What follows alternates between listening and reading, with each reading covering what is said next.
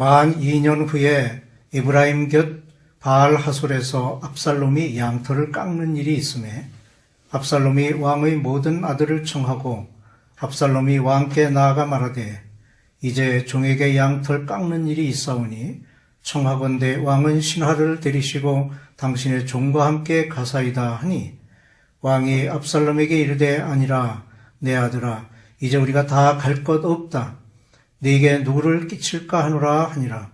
압살롬이 그에게 간청하였으나 그가 가지 아니하고 그에게 복을 비는지라.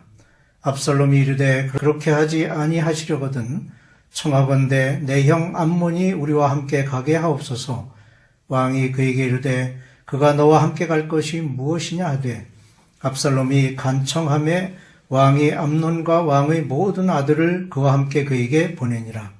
압살롬이 이미 그의 종들에게 명령하여 이르기를 너희는 이제 암논의 마음이 술로 즐거워할 때를 자세히 보다가 내가 너에게 암논을 치라 하거든 그를 죽이라. 두려워하지 말라. 내가 너에게 명령한 것이 아니냐?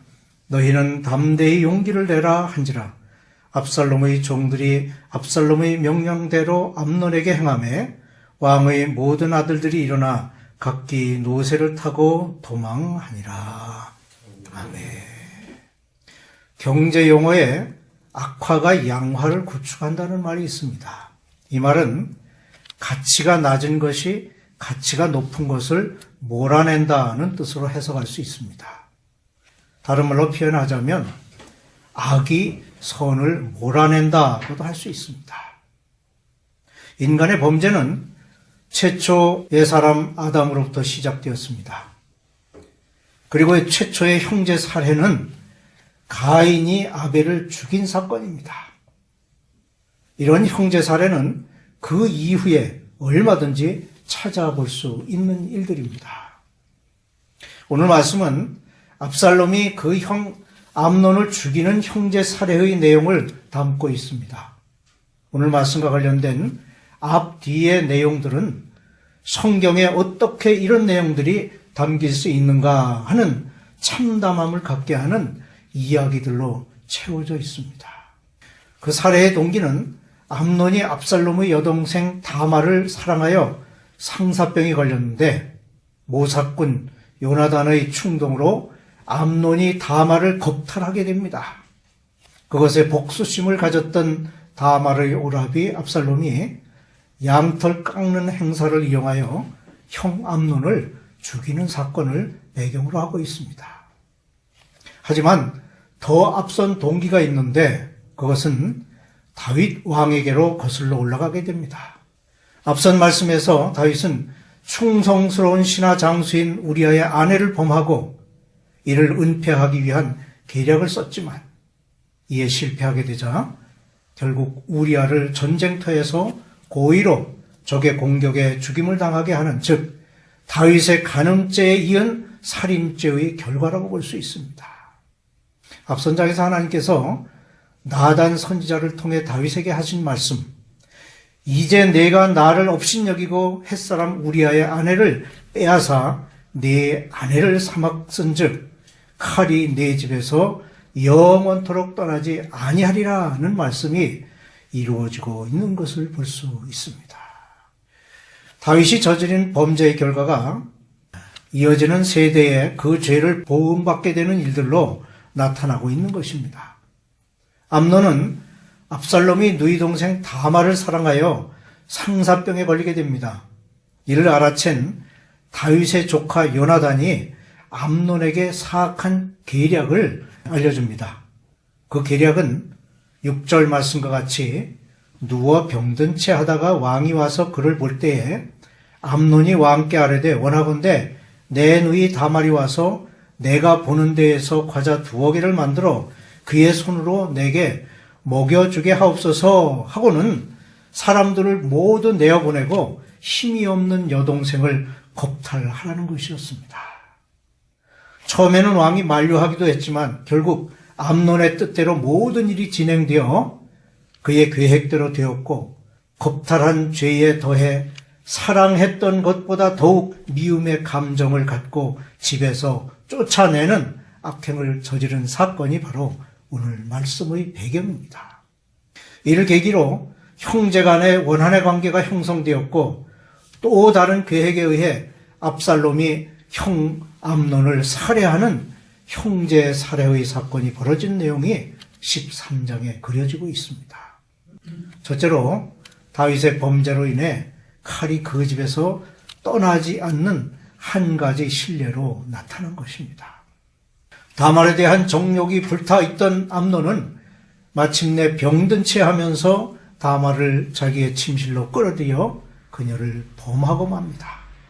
하지만 암논은 자신이 일시적으로 또 정욕적인 사랑이 채워지자 다말을 내쫓아버려 더 큰 악을 범하게 되었고 그녀의 오라비인 압살롬의 원한을 사게 된 것입니다. 압살롬의 범죄는 매우 치밀했습니다.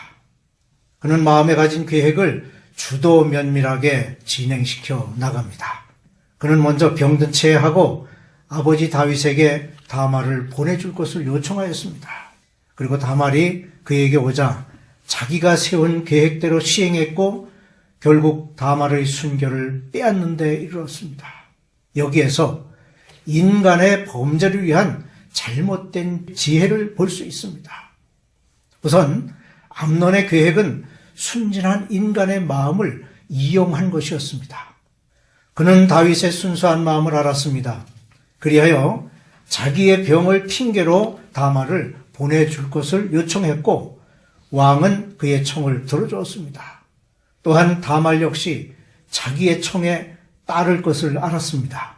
암논은 이처럼 순수한 사람의 마음을 자기의 범죄를 위해 이용한 것입니다.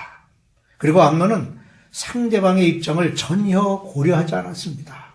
암논은 오직 자기의 유격을 채우는 데에만 관심이 있었습니다. 또한 그는 자기의 유격을 채운 뒤에는 아버지 다윗의 입장이나 다말의 입장은 전혀 생각하지 않았습니다. 이것이 범죄자들이 갖는 특성 중에 하나입니다. 범죄자들은 오직 자기의 필요나 욕구를 만족하기 위해서만 범죄를 꾀합니다. 상대방의 입장이나 범죄 후의 사태에 대해서는 조금도 생각하지 않는 것입니다. 무엇보다 그의 행동은 사악했습니다. 범죄 후에 그가 다말을 대하는 행동은 우리를 매우 경악하게 합니다. 그는 범죄 후에 다말에게 일말의 미안한 감정도 갖지 않았습니다. 그리고 오히려 그녀를 사랑했던 마음은 더욱 미워하는 마음으로 변했습니다. 이것은 사람으로서는 전혀 상상할 수 없는 모습입니다. 이와 같이 암논은 매우 사악한 사람이었습니다. 반면에 이런 모든 과정 중에 암논을 대하는 다말은 매우 신중한 자세를 보였습니다. 우선 다말은 암논의 범죄를 꾸짖었습니다. 처음 암논이 동침을 제의했을 때 다말은 다음과 같이 암논을 꾸짖었습니다. 내 오라버니여, 나를 욕되게 하지 말라. 이런 일은 이스라엘에서 마땅히 행하지 못할 것이니 이 어리석은 일을 행하지 말라. 우리는 이러한 다말의 대답에서 이스라엘에서 마땅히 행치 못할 것이니 라는 말을 주목하게 됩니다. 그것은 이스라엘은 하나님께서 직접 통치하시는 나라입니다. 이스라엘은 하나님께서 임재해 계시고 하나님께서 심판하시는 나라입니다. 다른 말로 표현하면 하나님 앞에서 어떻게 우리가 그런 악을 행할 수 있느냐는 것입니다. 다말은 먼저 하나님께 대한 신앙을 가지고 암논을 꾸짖었던 것입니다. 그리고 순결을 중요하게 여겼습니다. 내가 이 수치를 지니고 어디로 가겠느냐고 13절에 말합니다. 그녀는 처녀의 생명은 순결에 있다는 것을 중요시했습니다.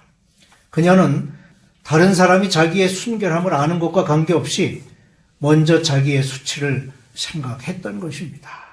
또한 다말은 정당한 방법을 제시하였습니다. 청하건대 왕께 말하라. 그가 나를 내게 주기를 거절하지 아니하시리라. 13절 말씀입니다. 다말은 암논에게 정당한 절차를 밟아 자기를 취할 것을 요구했습니다. 이 말에는 두 가지 의미가 담겨 있습니다. 하나는 이복 남매 간의 결합이 정당한 것인가? 왕께 여쭤보자는 뜻이 있고, 또 하나는 만약 그것이 정당한 것이라면 왕께서 허락하실 것이니 떳떳하게 결합할 수 있지 않겠느냐는 것이었습니다. 여기에서 우리는 매우 순수하고 지혜로운 다말의 모습을 보게 됩니다. 우리 또한 이러한 순수함과 지혜를 가져야 하겠습니다. 둘째로 형제 살해의 끔찍한 사건이 벌어집니다. 근친 상간의 범죄에도 불구하고 암논이 아무런 처벌도 받지 않게 되자 압살롬은 복수의 기회를 노리다가 양털 깎는 행사에 왕자들을 초청하여 즐기고 있는 중에 암논을 쳐서 죽입니다. 처참한 일을 당한 다말이 수치심을 가지고 처량한 나날을 보내는 모습을 보고 있는 오라비 압살롬은 증오심을 키우며 복수의 칼을 갈았습니다. 그리하여 왕자들을 양털 깎는 행사에 초청했습니다. 압살롬은 왕자들을 초청하여 잔치를 베풀었지만 사실 그것은 살인을 위한 위장에 불과했습니다.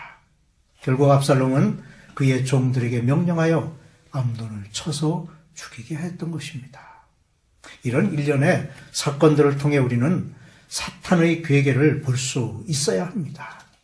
우선 요나단은 마치 뱀이 하와를 유혹하듯이 암논에게 사악한 계략을 주고 충동하여 악한 범죄를 저지르도록 하였습니다.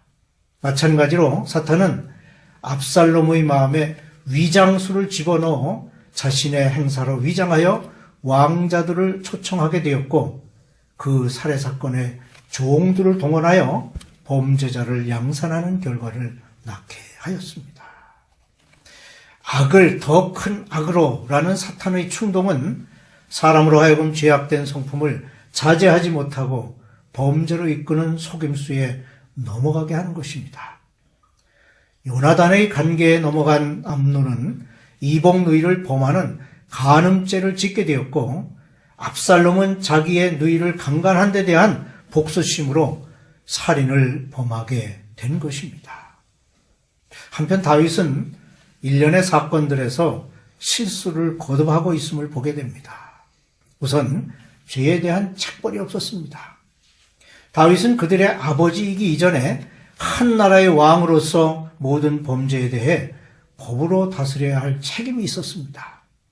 그럼에도 불구하고 암논의 죄에 대해 함구하고 아무런 처벌을 주지 않았습니다.